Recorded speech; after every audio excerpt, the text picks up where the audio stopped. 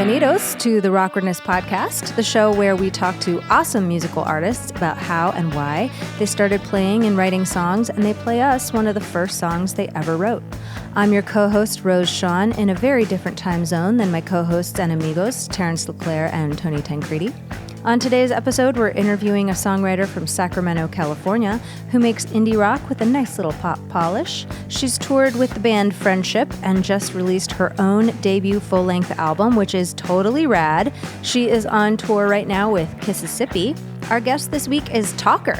We talk about making an album for a fictional band with her dad, how she beat Taylor Swift to the whole tortured poet thing, and how Avril, Lavigne, and Linkin Park informed the expression of her predisposition to angst.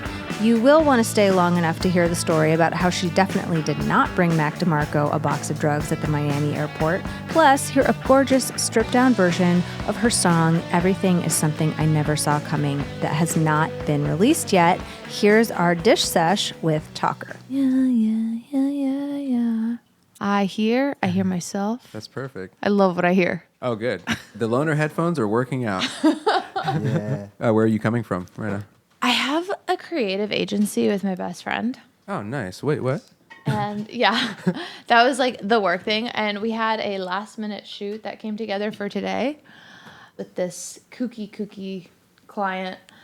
And I literally just like came straight from that. Kooky. It was Kooky times. What happened? Oh, it's just a kooky guy. Okay. But Good kooky? yeah. Yeah. Good kooky. But Good like, the best kind of kooky. yeah, where Yeah. you're like, what is my life right now? But a really nice guy. Yeah. But you're like, we do not experience the same version of Los Angeles. And I think I like mine better. I feel you. That's Yeah. funny. Yeah, I was kind of thinking about that yesterday because I work on a TV show and we were shooting at this hotel in Marina Del Rey.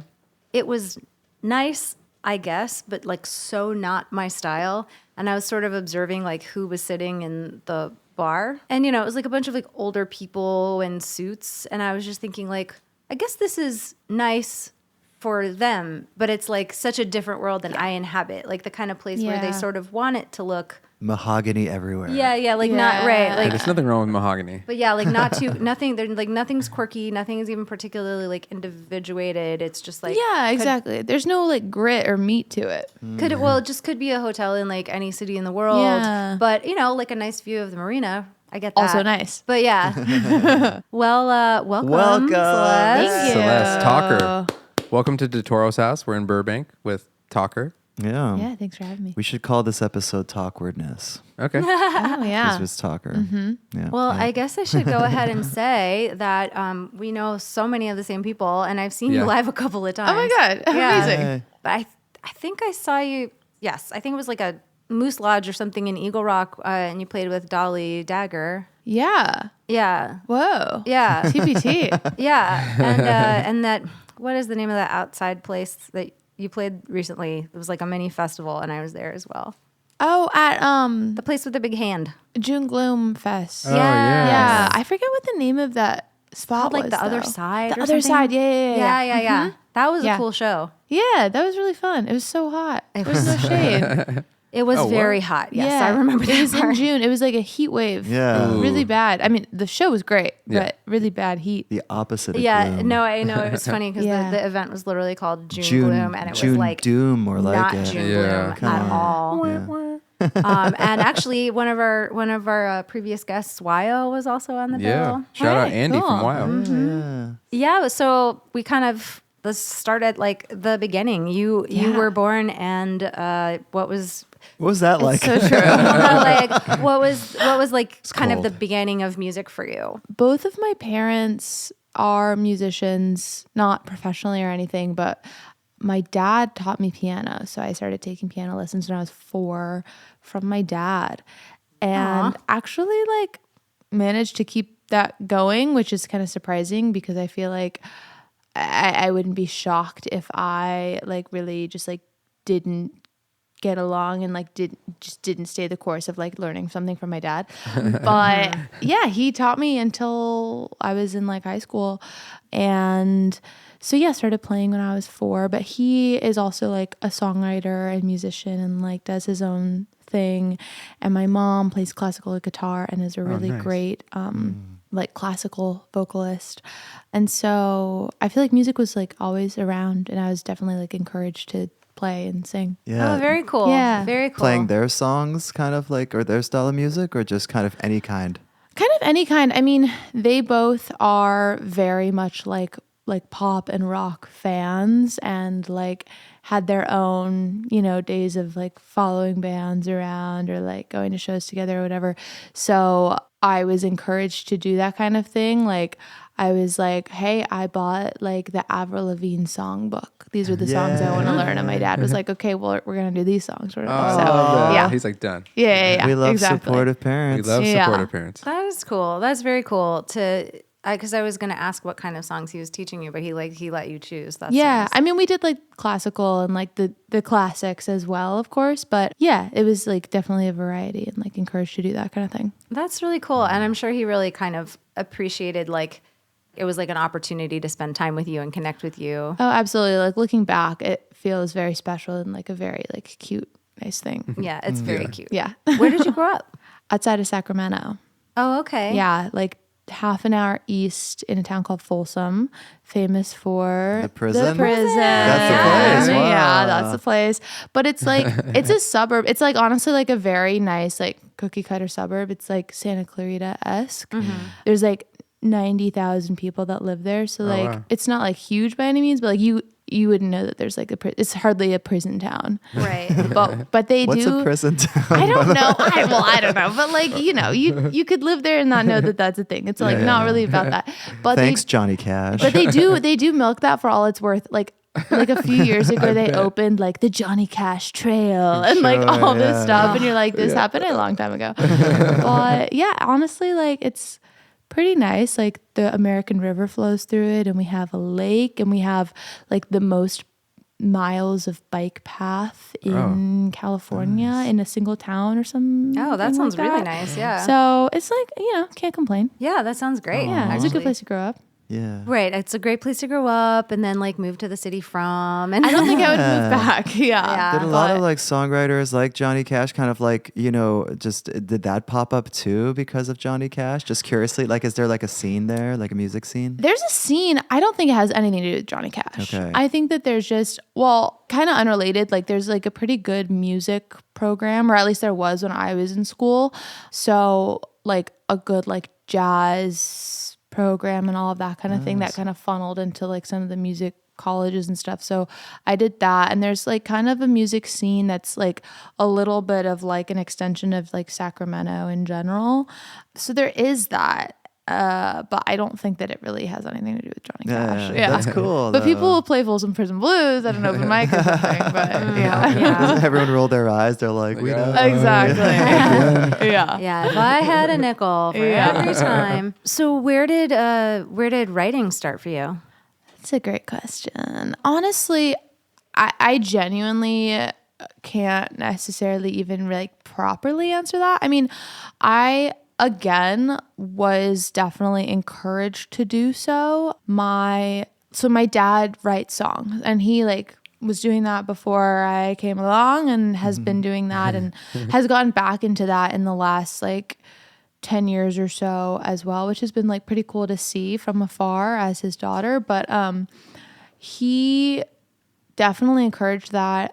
It's funny, the song that I'm playing later is like the first like proper song that really like sticks in my mind as a song. But I had like a whole little like album before that we did together. That was like, he was like making beats, and I was like, sweet. yeah.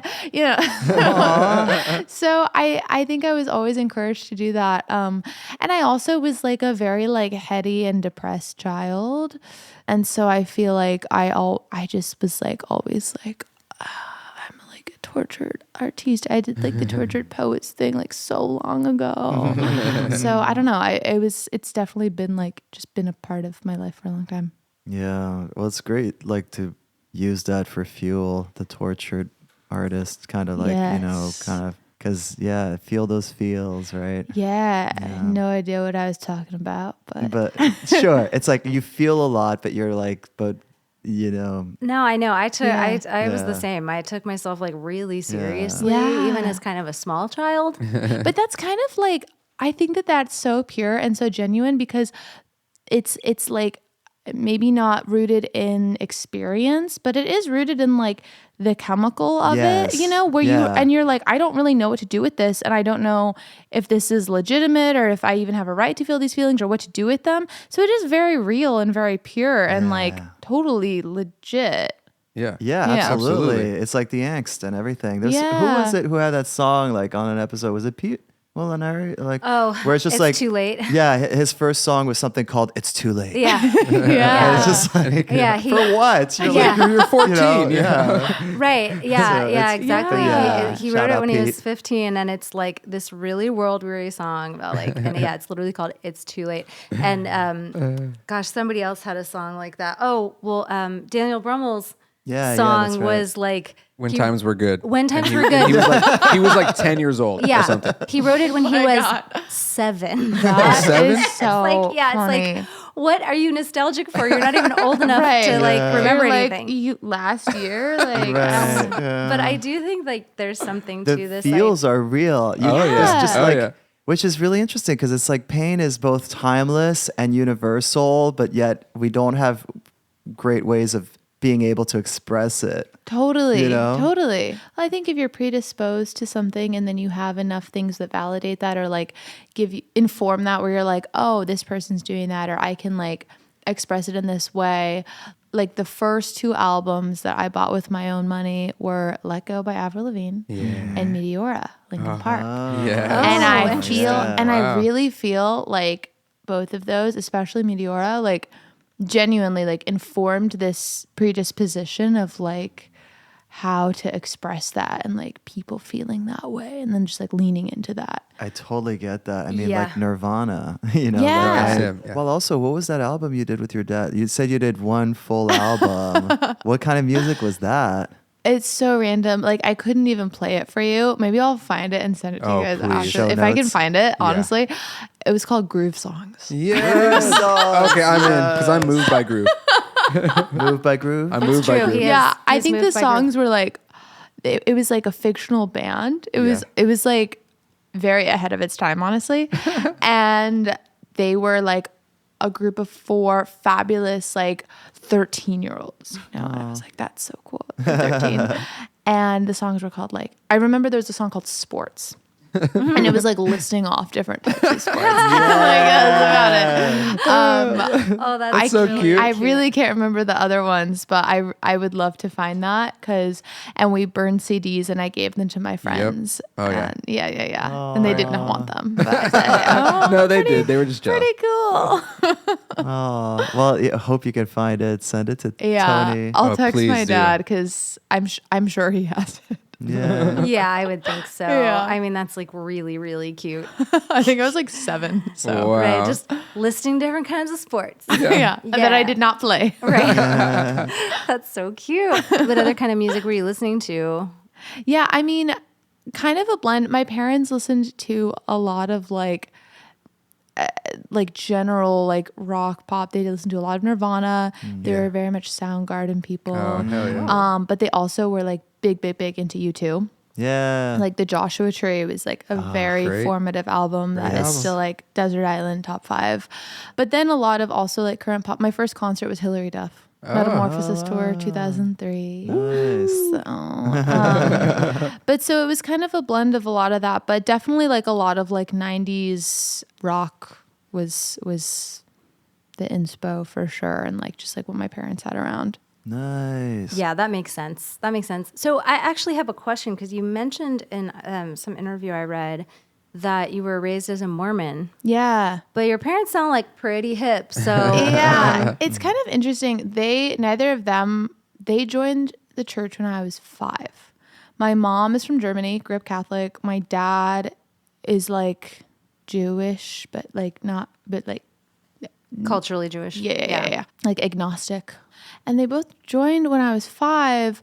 And so I grew up in it, but then I kind of also like, by the time I was in high school, was like kind of back out. My mom left fully. And then my dad, like, it's kind of interesting because since I grew up in California, it's like this weird thing where I am not religious and I am very like arm's length with anybody that's like even involved in the church because I just like not about that.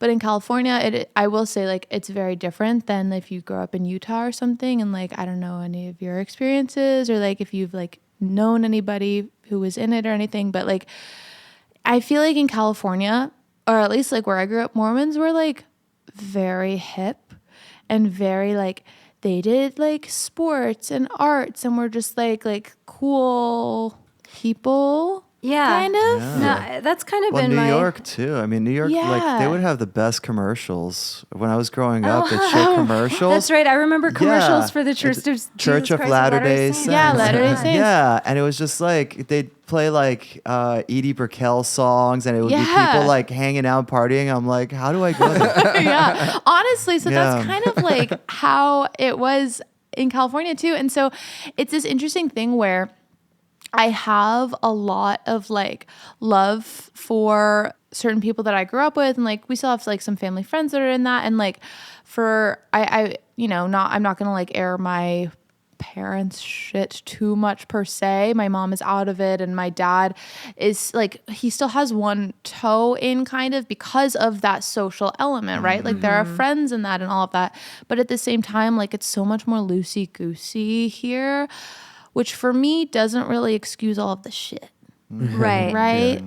And it's like kind of this hard thing to justify a little bit. Yeah. But it's an interesting thing when I bring it up because both of my parents didn't grow up in it and like have always been kind of this like in and out wavering thing that I almost feel like a fraud when I say like, oh, I grew up Mormon, because it's really not the same as somebody who has like maybe like that Utah trauma. Yeah. But I did. And like there were elements of that like did like ultimately like that church and the doctrine that they're teaching is still the same, even if like the kids aren't necessarily like doing all the same stuff or whatever, you know? It's trippy and it's understandable. I mean, like, you know, I kind of, when we moved from France, like we would join Presbyterianism or, you know, that church. And that's basically like, we love Jesus, let's have a barbecue, you know, or picnic, you know, so a much more social element than like a practicing element. Yeah. But it's interesting because I will say like in the Mormon church, I haven't really met people who are in that like, when I say loosey-goosey, I mean it because like, it's just so not to the extreme that people maybe think when they picture like a stereotype about it. But I've really never met anybody that isn't like all in. Yeah. Like I kind of think it's one of those religions where either you're all in or you're not, because so much of it is cultural. And I think that actually is kind of starting to change. I don't really keep up with it that much, but I was just on a trip with my mom and she still has like some friends and whatever that are in it. And so she kind of was talking to me about it. And I think that like in recent years, it's kind of starting to shift because people are like, hey, like this is like a bit much. So I keep myself away from that. No, I think you're right though about being kind of all in or all out, because it is really cultural. It is kind of like, I mean, there's some like lifestyle things that definitely like other you if you're really into it. Yes. You know, I mean, just drinking coffee even. Well, things like, that stuff. But, you know, like the having lots of kids, you know, again, like more maybe the Utah experience. But the one thing I appreciate though of like all the Mormons I've known are usually like you said, like into sports, like really active and like high achieving. They still like to have fun. They just don't drink, you know? And you know what? I'm like, man, like, you know what? Like, maybe I'm the fool because you're having the same amount of fun and you're dead sober. Yeah. So maybe I'm just not fun. I had a friend who grew up Mormon and later came out as a lesbian. And she was like, you know what?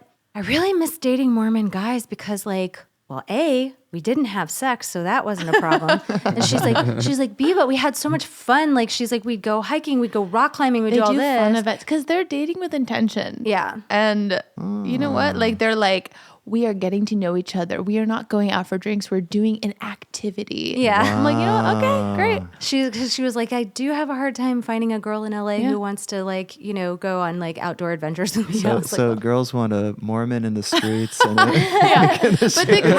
the caveat is that the Mormons are doing that so that they know if they're ready to spend their lives with you, because in about 2 months they're going to propose. Yeah. So that's quick. That is fast. Yeah. Anyway. Back to music. So let's hear this old song. Oh my God. Okay. Set it up for us. Okay. So this song is called Home Free. It is maybe like the worst corny love song ever. I had never dated anybody when I wrote it. So there is that. It's not about anybody. It wasn't even about a crush at the time. It was just about a loose concept. Love it. And what's interesting about this song is when I was in like early high school, like 13, 14, I went to this music camp in like Lake Arrowhead area and played this song, and the like counselors or whatever were like, oh, we love this. And they did like a whole music video in the area. They're like, we're sending it to like our LA like contacts, all this stuff. And I came to LA and I got to record it. And honestly, like melodically and structurally, I'm like, well done. Lyrically, it's kooky, but it was something that at the time and for my age and like in my little world, it gave me a lot of confidence and like a little boost of like, oh, I'm good at this. And looking back, even though I like roll my eyes at it now, it's like we were talking about like the purpose of this whole thing, right? But like looking back, you're like, you know what? Like I was onto something, and I like had a little thing to build off of. Yep. So that's the story. That's so cool. Okay. This song is called Home Free, and it was by Celeste Louise. Former name. I know her. Legal name. I know her. I met her. Okay.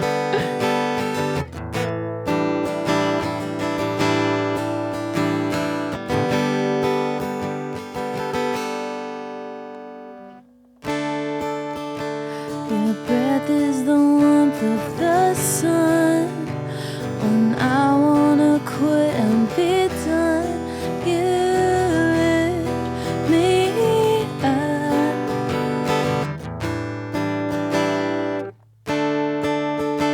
Your voice is the tune in my ear, the only thing I wanna hear for all of time.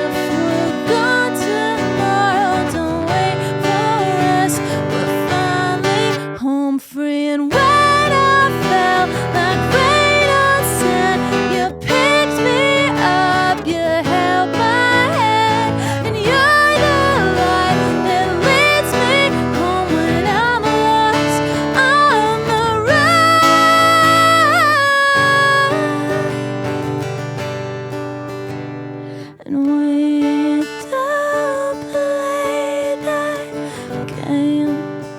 We walk away. This is our time to break away from here. We'll disappear. So if we're gone tomorrow, don't wait for us. We're finally home free.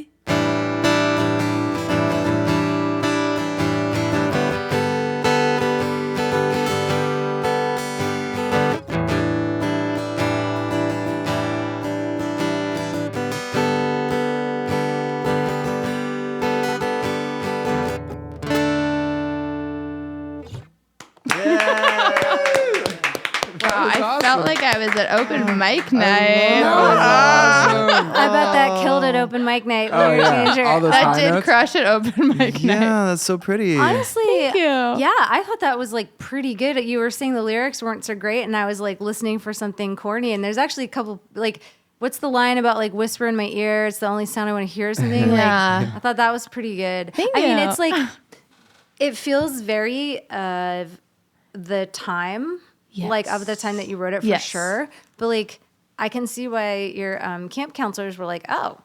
This is like Yeah, a little morsel. Yeah. Yeah. Well, no, because it's like, oh, this is literally what's on the radio right now. You know, and Yeah. it's like, again, like I would say it's like it's on par with a lot of songs that were actually popular at the time. yeah. So And it showcases your soaring voice. Oh, it's my so goodness. pretty, you know. You're hitting those Yeah. notes. but I think what's funny is that it's just like not your style now, which is probably why it feels like, well, you know, yeah, which is why it feels cringy because your taste has changed or evolved. But yeah, I'm gonna go ahead and be like, no, that's actually like objectively good. I agree. I mean, great. no, like, Yeah. well, that's the thing. Most people's like quote unquote cringy old song to literally anyone else, it like It's actually, good. it still sounds Yeah, good. it's Yeah. I mean, especially because you're playing it with your present skills. But yeah, I love it. I think it's more embarrassment about like the person you were when you wrote it. Totally. Which is like, I was 14. So. I know. Give yourself a break. You were a child. It But- has that emotion of longing. You know, it's kind of like we were Yeah. saying about just like not knowing how to express stuff, but just like that emotion is communicated there. Yeah, so as a totally. 14-year-old, you still feel that, but you're just like, how do I communicate this? You know, Well, like, you know what I think it is at that age is you're not so much longing for like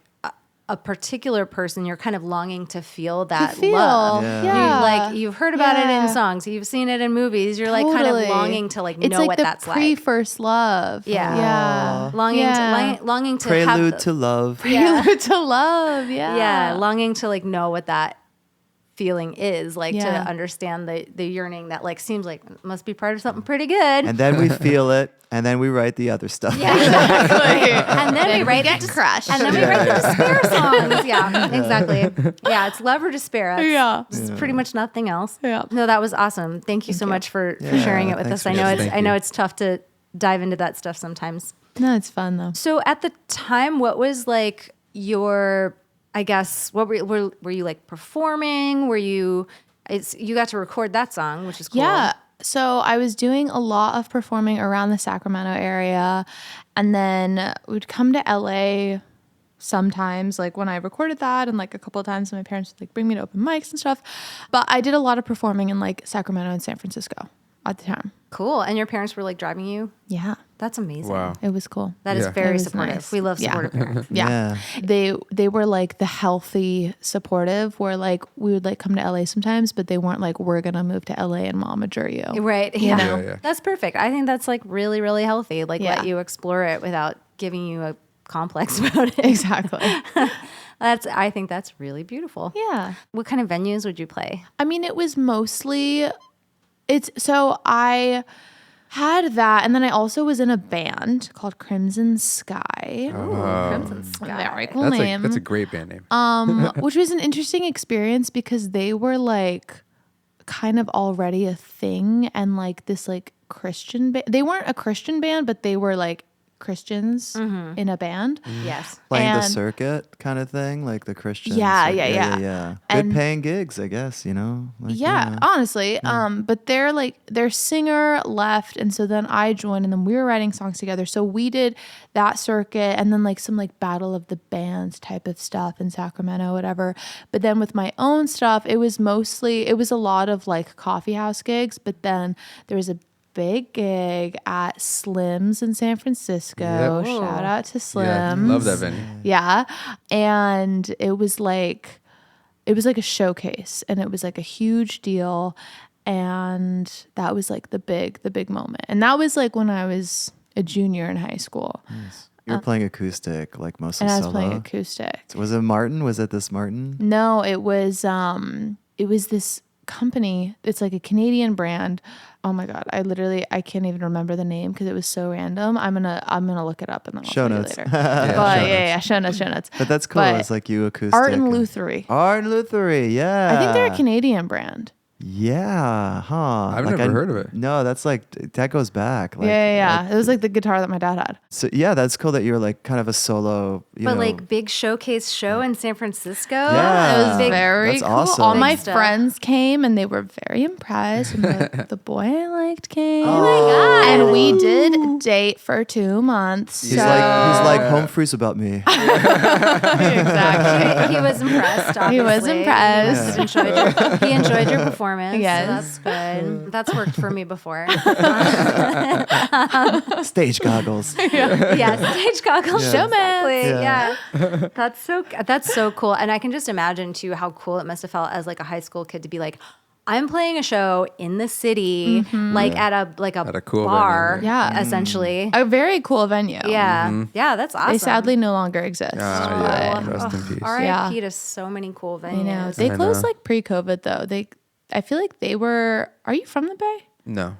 I've just toured a lot. You've just toured a lot. So they said they were going to close for like 5 years, I feel like. And then they finally did. But I saw a lot of cool shows. I saw Tudor Cinema Club there on their first tour. Oh my Sweet. gosh. Nice. Well, I mean, I think venues like that often operate on pretty narrow they were margins. on the line the whole time. Well, I I'm mean, sure. like the Satellite, obviously Yeah. closed in 2020, but like they weren't doing well before that. No, I know. I'm kind of surprised that nothing has happened with that space. Oh my Dude, gosh. Every time I it's drive still by, empty. It's empty. It's so eerie. Some rich LA person who likes music. No, please. literally, Please. me and my friend Erica were like, why doesn't Beck fucking buy it? Honestly. Right? Yeah. Back. Dude. Beck, buy the Or- Satellite. Back, please. Or Beck's like, listening right now. but like, Silver Sun pickups. but no, Yeah. honestly Yeah. though, like literally, like any cool like artist that wants to revive something, I genuinely, it surprises me that hasn't happened yet. Well, Same. it surprises me that nothing else has. They said that they were gonna do a restaurant there, like the I same heard that owner. too, Yeah. Which like also Well, they like, tried to. but They tried like, to do that in Planet COVID. Satellite. It'll be like Planet Hollywood, but just like a bunch oh of my band god, ephemera. fucking washed up LA indie DIY. They tried. Remember, they tried to like convert it into a restaurant during COVID so that they Yeah. could reopen and like Yeah. operate. I never even heard of them actually doing that. They though. did. Same. Oh really? Oh, really? But I mean, why would anybody go there? Yeah, I mean, It's I like, guess I didn't. So It's like, but yeah, we've been kind of lamenting all day, like sort of the dearth of local venues in LA these days, and No good small ones. There's like 4. no, I mean it's right. It's like either like Oh wait, 3. yeah, wait, it's either like a closet or like or permanent. You played there recently. Yeah. yeah, but like Permanent Records is like legit and accessible for local acts. Zebulon too. Yeah. The Echo only does touring bands No, like the every Echo. once in a Well, because while. Live Nation bought it. yeah. Yeah. So like every once in a while they'll do a local the same show with if Regent like if downtown nothing and all else that. Yeah. is booked. You know where I want people to play more though? The Love Song. Which I is, love the Love Song. I'm gonna shout out because So so You shot your Tiny. video there. I shot my video. I did a residency there last summer. It's tiny, but you can get 100 people in the room, Which is great. and That's it super feels really intimate. good. So I'm gonna the Regent. Yeah, the thing with it is Live Nation did buy it, so but I work there, and my drummer is the PM there, Oh. and I've worked there since 2018. No way. So they're like, it's family, and it's like At Love Song? at Regent and Regent. Love Song. Oh, that's it's so all cool. the I've probably same. seen you there. Probably. It's all the same crew. And I'm going to shout them out and still say it still is the best venue of that size in LA with people that care the most. That matters. I saw David That actually Garza matters. would play there. Yeah. And amazing shows. Like it's kind of ridiculous. A tiny bar, like smaller than this room we're in almost. No, I love the that love would song. just have like the most beautiful sounds in there. The sound is really good, and like the people who run it are just fabulous. Yeah. I've had great experiences there. I saw Lucas Heaven DJ Oh, yeah, there. yeah. Nice. They have good DJ nights. Yeah. But I will say, like, it's an awkward area. Yeah. It's an awkward area. No and parking so, like, is tough, no yeah. parking. Yeah. And there's like a bunch of lots around there, but they're all like $20 after 8 p.m. or whatever. And so you're like, okay. No, That's more than a show. It's an awkward area. Plus, it's like an area you don't want to have to walk too many blocks to your car. I'm not walking alone. No.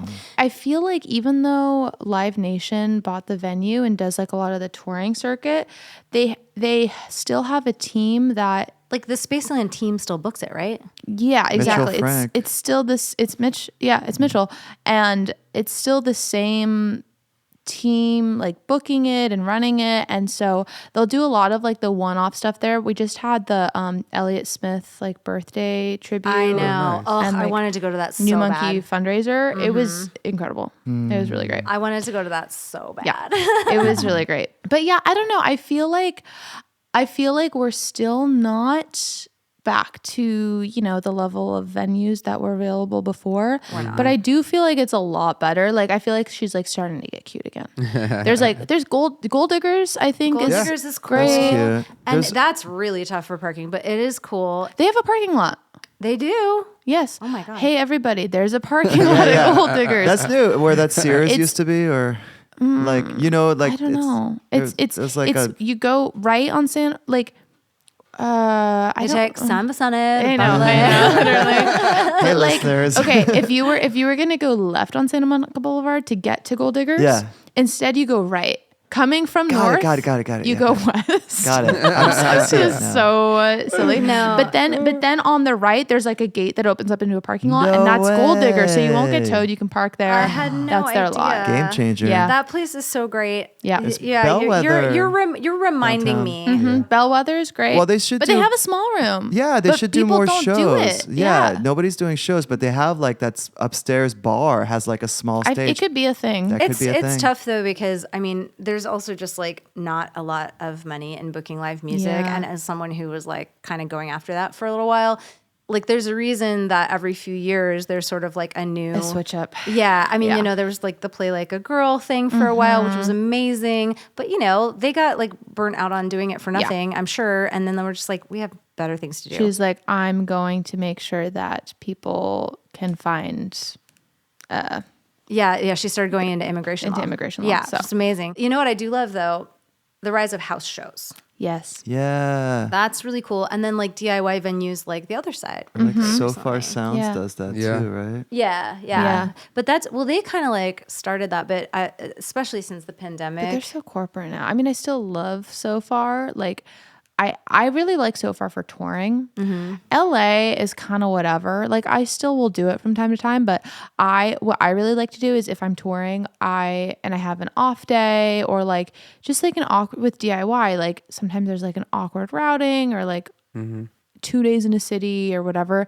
I love to fill it with So Far because they don't pay a lot, but they pay a guarantee, and those fans are listening. They actually turn into real fans, Yeah. and they buy merch. Like I always have a really good night at So Far's outside of LA. Nice. Like Oh, that's awesome. yeah, and the ones outside of LA tend to do like they still kind of have like that ethos that it used to have where it's in like kooky spaces or like you can bring your full band or whatever. Like So Far Portland, I honestly like I haven't had how do I say this so that I don't piss off the people who I do play for in Portland? I've had like weird shows there, but So Far's there have always been really, really good for me. That's really cool. Let's take it back to Crimson, Crimson Sky, and like let's go back there. This was a nice like kind of segue to like all for anyone who ever comes to LA and wants to play shows. Listen, save this episode. Lots of little great tangent. gold Listen to nuggets us in talk. this. Yeah. Yeah. Yeah. So you did that showcase, right? Yeah. That's where we left off. Well, the showcase was just That was me. solo. Yeah. I'm sorry. Like the showcase with just you, but that was around the time where there was like you and the band. Yeah. So which one was more interesting to you back then? My own stuff. Yeah. You know, going solo the whole time. Day one. Constantly going solo. The band thing was interesting because they wanted a singer. They weren't necessarily looking for somebody who had ideas. Like they had the song, they just wanted you to sing it.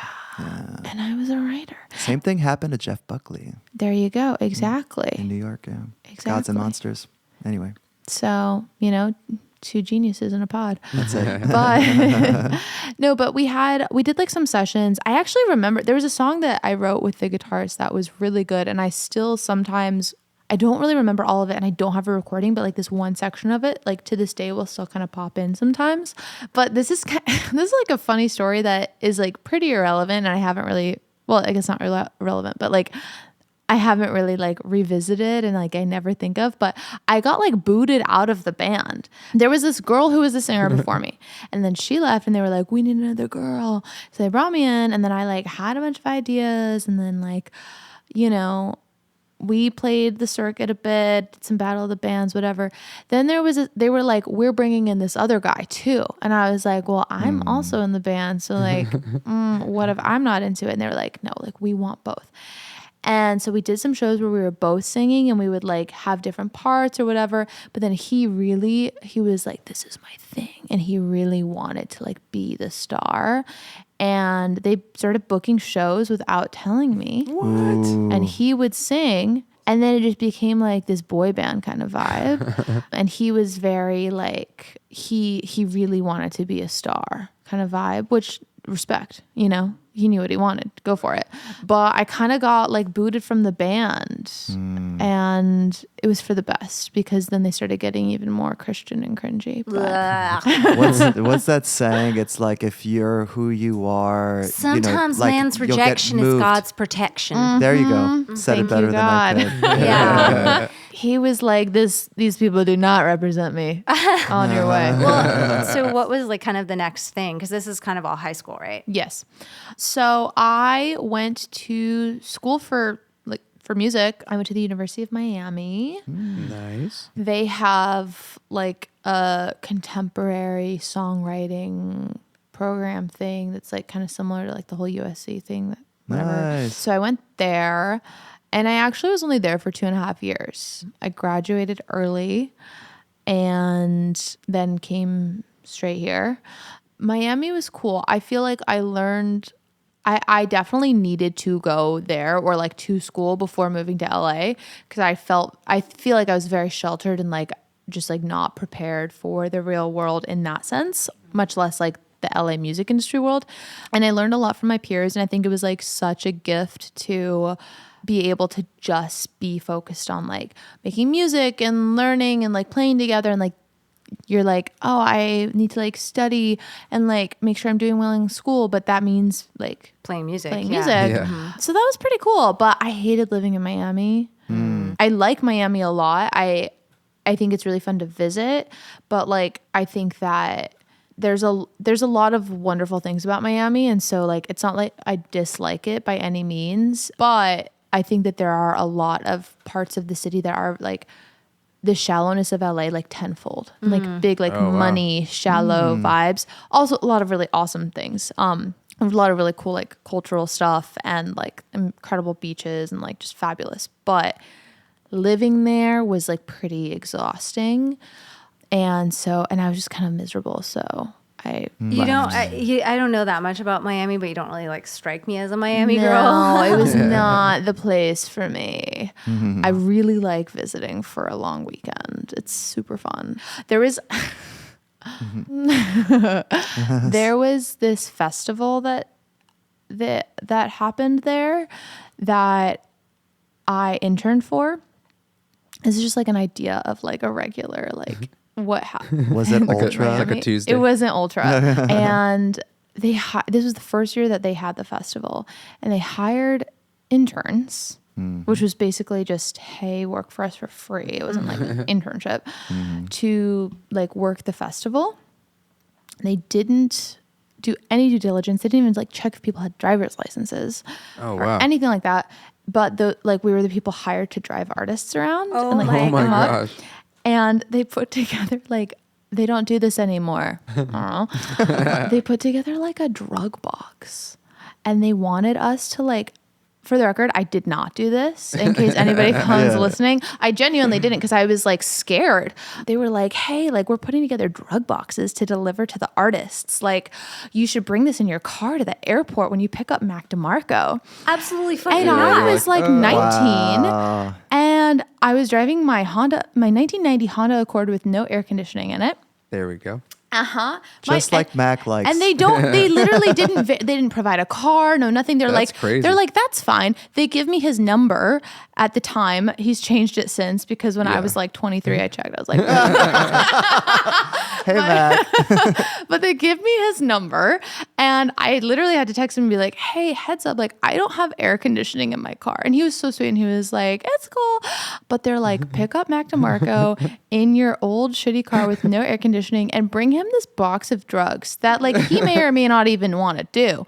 And I was like, I'm scared. And so I didn't. And they were like, it's okay. We'll handle it ourselves. You're literally not even paying me and you want me to carry around and it's a bunch Florida. of But that's exactly why they're not paid. It's not on the books. Exactly. It's so shady. It's Florida and it's the airport, which is federal land. And I'm like, you're wanting children. You want a bunch of college kids to carry drugs to the fucking airport? Are you kidding me? Yeah. Wow. So that was kind of, but that was to give you an idea of Miami. That's the vibe. Yeah. And you hear about that shit and you're like, I don't think this is the place for me. No. Yeah. So how did you get from Crimson Sky to touring in bands that were playing at Lollapalooza to coming to LA? What we gotta the timeline. There's a lot happening. We need to do a bit of a flash Being forward asked now. to So bring you're out drugs of to Mac Crimson DeMarco. Sky. You're doing. So the showcase. How did it go? By the way, the solo showcase. Really well. Thank you for asking. We're hopping back in time. So now. I go to Miami. I'm making music. I am hating my life, and I knew that I was going to come to LA regardless. So, January 2016, here I come. I interned at a publishing company, and I was also basically an unpaid studio runner. Again, coined as an intern for Ariel Rekscheid, which was pretty cool because he was working on some new Haim music and new Vampire Weekend, what ultimately became whatever the record that came out a few years ago. And that was cool. That was actually a cool unpaid internship where I reached out to them and they were like, we don't have an internship available right now. And I was like, can I just help you for free? And they were like, okay. But around that same time, I was just trying to get my bearings and I was like, what am I doing? And so I went to this ASCAP event because they used to do in-person events that were really great, right? Yeah. And it was some songwriter producers meetup. And then I met this guy, Dan Sadin, who ultimately, I don't know if you guys ever met him or anything. He moved up to Ojai, but he was around and he became a very, very close friend. But we just did a random session. And he had already been playing in this band and living with one of them for years. And so... With friendship? Mm-hmm. Yeah. And so... basically, a few months goes by, long story short, I get this call and they had this song that fucking popped off back in the day when you could go viral on Spotify. And Mike Begane is putting together these pop playlists and he has a Google form that you can submit to Spotify. And Danny called me and was like, hey, the song had a female vocalist feature on it. And they were like, we have all this stuff. We have this tour coming up. And so we're looking for a keyboardist for the live band who can also sing that part. And so they had me come in and audition, but it just went really well right away. And then the next thing I knew, I had lived in LA for 6 months at the time and I was newly 21 and I was on a 3-month sprinter tour with a bunch of 30-year-old guys and that I didn't really know. And it was fabulous. And then they ended up becoming family and we're all very close. And my drummer now, he wasn't on that tour, but then we met playing in that band together in the following year. So it all kind of came together that way. Gasoline City, baby. Yeah. Exactly. But it was cool. I don't know. It's like, I feel like there are very few moments where you like fully picture or like, you're like, that moment changed my life. Like there are all of these things that are like, maybe I did this, maybe that, whatever. But there are like some few ones where you're like, no, that was like an important thing in my life. Some things are real turning points all on their own. Yeah. Yeah. And like going to that ASCAP thing, like totally changed my life. And like my best friend who I have a business with and a band with, and we live together, like we met because she opened for that band in Chicago, and like all of these things that are like, oh my God, totally because of that moment. So That's cool. Who's your best friend? Fiona Gray. Shout out Fiona. Okay. Fiona? Shout out Yeah. Fiona. Shout out. Yeah. Shout out Fiona Gray. Yes. Oh my Yeah. gosh, that's so cool. It's just like life is so weird, and it like this city is so weird because it's fucking gigantic, right? And somehow not, and It's small. Yeah, it is Once you get into these shockingly- worlds. shockingly small. So many intersecting little circles. It's unreal. So like after friendship, I mean, do you still like? Does friendship still exist? Well, interestingly enough, right now, obviously, maybe this will have passed by the time this comes out, but they are putting out their final record in like a month. They had this big moment. At the time, they were kind of like done. They were like, we kind of gave this a go with this project for a couple of years. It's not happening. We're just going to like put out a few of these like last songs just to have them out there. And one like did the thing. Like really, like the song has like 600 million streams or something. Wow. It's like really did really well. And they didn't like prepare for that. They didn't have any new music. It took them like 2 years to put another album out, like all this stuff. So there's some things to be learned from that I definitely took in. But for them, like they're tired, and they're like, both of them, like they're great producers. They're great, they still have careers in music, but they're kind of like putting that project to the side. But we'll see. I mean, I think that they make really good music together. And so I hope that they continue to collaborate in some way. But Well, so you've been able to focus on your own stuff. Yeah. And you just Awesome. put out your debut full length. Is I that right? did, yeah. That is It's great. So awesome. Congratulations. Thank you. Take It us to the is beginning of great. Talker. The beginning of Talker. Well, I mean, talk about home free. No, I think like I spent a lot of time like even like in those first couple of years touring with Friendship before I had like honed in on what my project was going to be and what it was going to be called. And then I really leaned into the fact that like I did grow up on a lot of like rock stuff, and that feels more authentic, but like rock meets pop, whatever. And like the sound that has ultimately come out of that. And so I definitely took my time like trying to figure out what felt authentic to me. I lived here several years before I like put anything out under that project or anything. And so, yeah, I put out an EP. I put out a couple EPs over the last few years, and obviously like COVID added time into that and whatever. But I mean, the first EP came out in like 5 years ago. So it's definitely been a journey, but I tried to do like a slow build, and continuing a slow build. Like it's been cool because with every release, like the project has grown, but I've been trying to take it slow so that it is like a little bit more sustainable and like doesn't have like the huge spike that then drops off. Even if in the moment you're like, I want the spike. Right. No, I think that's smart. So is there anything you want to play us off your new record? Sure. Yeah. So this song is from my record, and it's called Everything Is Something I Never Saw Coming. And this is like an alt stripped version that I'm putting out in the new year as well.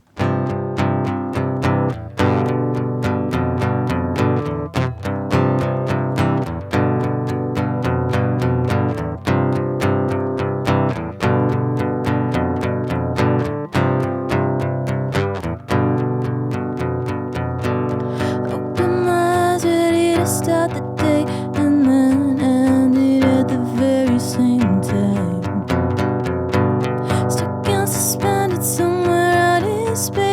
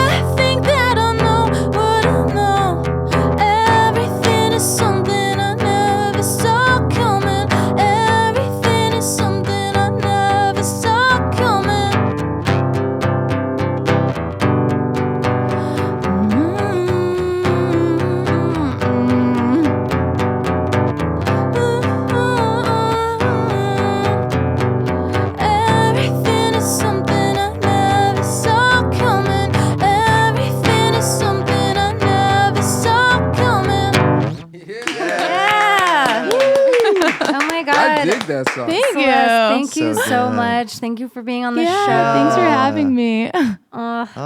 This is so fun. Love the song, love the stripped down version. That will be coming out soon. She's actually on tour right now. In fact, tonight, October 22nd, 2024, she's in Silver Spring, Maryland with Kississippi. She will be in Pittsburgh, Brooklyn, and Cambridge, Mass. over the course of the week. Check it out if you're in those cities. Also, take a listen to Talker and that sweet debut album on Spotify, and give our girl a follow on all of the socials. You can give us a follow too. As always, those links will be in the show notes, as well as lots of other little tidbits from the episode. We once again ask that if you like what you're hearing, subscribe, rate, and review wherever it is you listen. We appreciate you so much, and we will see you next week.